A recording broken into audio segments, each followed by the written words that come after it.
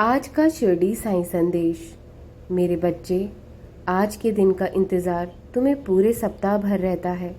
आज गुरुवार का दिन है, तुम्हारी बाबा का दिन है। जिस तरह जिस प्रेम भाव से तुम मेरी भक्ति करते हो, उसका परिणाम तुम्हें अवश्य मिलेगा। उसका फल तुम्हें शुभ मिलेगा। उसका फल मीठा मिलने वाला है तुम्हें। तुम्हारी जो भी मनोकामना थी, अब शीघ्र ही पूरी होने वाली है। तुमने जिस तरह सब्र करा है अपनी चीज़ों को पूरा होने के लिए, मैं सब देखता हूँ।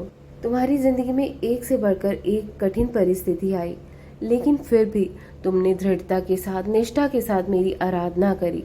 मुझे हमेशा तुमने याद रखा। कभी तुम मेरा नाम सिमरन नहीं भूले। इसे देखकर मैं अति प्रसन्न हुआ हूँ। और आज से 8 दिन बाद तुम्हारी जो भी मनोकामना है वो ज़रूर पूरी हो जाएगी।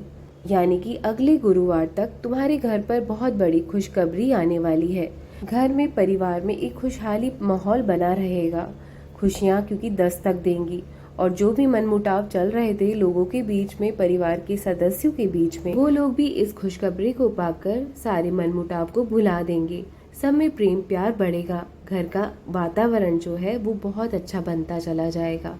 मैं जानता हूँ कुछ दिनों से आर्थिक तंगी देख रहे हो घर में, लेकिन वो आर्थिक तंगी भी बहुत जल्द समाप्त हो जाएगी। एक तरह से तुम्हारी जो किस्मत के सितारे हैं वो बुलंद होते चले जाएंगे। तुम्हारी किस्मत बदलने वाली है मेरे बच्चे। मेरा आशीर्वाद तुम्हारे साथ बना हुआ है। मैं जानता हूँ काफ़ी दिनों से तुम उदास चल रहे हो, तुम दुखी हो, मुझे पता है। तुम्हें मुझे बताने की कोई ज़रूरत नहीं है। मैं सब जानता हूँ, सब देख रहा हूँ। लेकिन ये जो दुख के बादल हैं ना, वो अब छटने वाले हैं।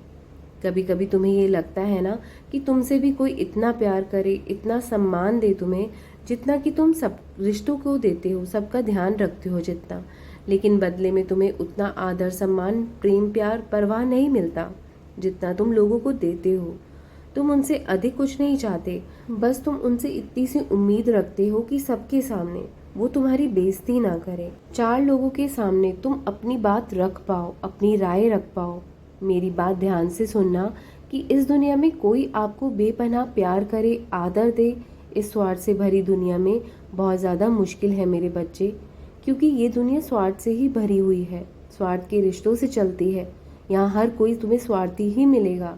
सबको एक दूसरे से कुछ चाहिए ही होता है, वरना यहाँ कोई किसी से बात तक ना करे, ना देखे एक दूसरे को। और इसमें कोई गलत बात भी नहीं है, क्योंकि स्वार्थ के कारण ही ये दुनिया चल भी पा रही है। क्योंकि एक दूसरे से किसी को मतलब है, मतलब के कारण ही दुनिया चल पा रही है, सृष्टि चल पा रही है। और यदि बात करें निस्वार्थ प्रेम की, वो सिर्फ हमारे परमात्मा ईश्वर से ही हमें मिल पाता है। दूसरा और कोई नहीं है जो आपको निस्वार्थ प्रेम करे।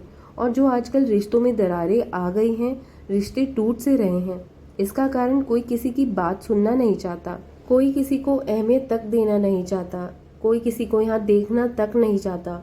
सब खुद को ही सर्वश्रेष्ठ मानने लगे हैं। संयम, धैर्य रहा ही नहीं किसी में। और यही मुख्य कारण है तनाव का, घर टूटने का। सभी को एक दूसरे की अहमियत को समझना चाहिए। बारी बारी सभी को अपनी बात रखनी चाहिए। और यदि एक कुछ कह रहा है, उसे संयम से, धैर्य के साथ सुनना चाहिए। और पारिवारिक मामलों में किसी को भी बाहर के लोगों को नहीं डालना चाहिए, क्योंकि कोई भी आपके रिश्तों को सुलझाएगा नहीं, बल्कि और उलझाकर ही चला जाएगा। घर के मामले अपने घर तक ही रहने दीजिए। अगर बाहर के लोगों के सामने अपने घर की बातें रख दोगे तो लोग आपकी छोटी बातों का बतंगड़ बनाकर ही छोड़ेंगे। जिन चीज़ों के कारण घर पर दूरियां आ रही हैं, रिश्तों में माहौल भी खराब हो गया है, वो भी धीरे धीरे सब कुछ ठीक हो जाएगा।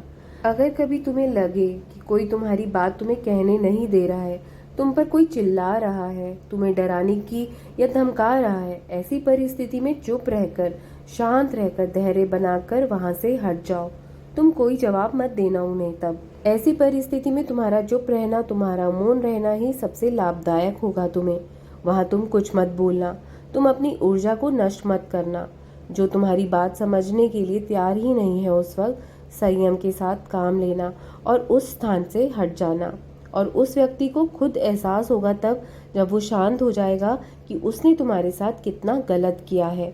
और आगे भी अगर रिश्तों को निभाना है तो इसी तरह, जहाँ चुप रहकर रिश्ते बच जाएं तो चुप हो जाना चाहिए।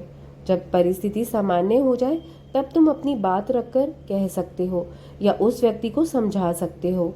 परिवार का माहौल ठीक रखना परिवार के सभी सदस्यों के हाथ में होता है, ना कि केवल एक के प्रयास से सब कुछ ठीक हो जाता है। सबको कोशिश करनी पड़ती है, लेकिन ये सभी समझ नहीं पाते हैं। इसलिए मैं बस यही कहता हूँ कि सभी को आदर सम्मान देना चाहिए, प्रेम रखना चाहिए एक दूसरे के प्रति। और जिस घर में प्यार होता है, सम्मान होता है, उस घर में ही सुख समृद्धि खुद ब खुद आती है। वहाँ स्वयं भगवान का वास होता है।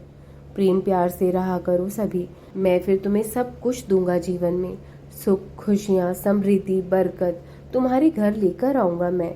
मेरा आशीर्वाद हमेशा तुम्हारे परिवार के साथ सदा बना रहेगा। हमेशा खुश रहो, मिलकर रहो, मेरा आशीर्वाद है। राम कृष्ण हरि, राम कृष्ण हरि, राम कृष्ण हरि।